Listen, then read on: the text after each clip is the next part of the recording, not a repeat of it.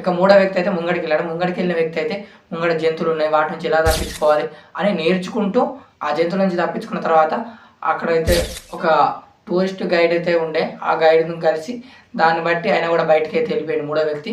ఇక నాలుగో వ్యక్తి అయితే ఏ దారిలో వచ్చిండో వెనుక వెళ్ళిన వ్యక్తి అయితే అతను కూడా వెనక్కి తిరిగి వెళ్ళే ప్రయత్నంలో వాళ్ళకైతే వాళ్ళలాగే ఇంకొంతమంది టూరిస్టులు అయితే రావడం అయితే జరిగింది. అంటే ఆ ప్లేస్ని చూడడానికి వాళ్ళతో కలిసి అయితే అతను కూడా బయటకు అయితే వెళ్ళిపోయాడు.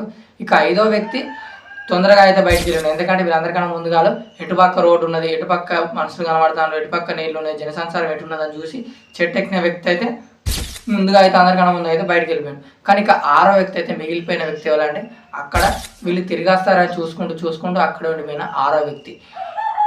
దీన్ని బట్టి మీరు అర్థం చేసుకోవాల్సింది ఏంటంటే మీరు ఏ విధంగా పోయినా లక్ష్యాన్ని అయితే చేరుకోగలరు, కాకపోతే మీరు దాని మీద ఎంత ప్రయత్నం చేస్తున్నారు అన్నదే మాత్రం పైన అర్థం చేసుకోండి. అలాగే ఉండిపోతే మీ లక్ష్యంలో మీరు ఓడిపోయినట్టే. మీరు మెల్లగా చేసినా, నత్తలాగా వెళ్ళినా, పాములాగా వెళ్ళినా, ఒక రాబెట్లాగా వెళ్ళినా, కానీ వెళ్ళే డెస్టినేషన్ కొంచెం దూరం అయి ఉండొచ్చు, కాకపోతే మీరు ప్రయత్నించుకుంటూ ఉంటే ఎప్పటికైనా రీచ్ అవుతారు. దీనిలో అర్థం చేసుకోవాల్సింది అదే.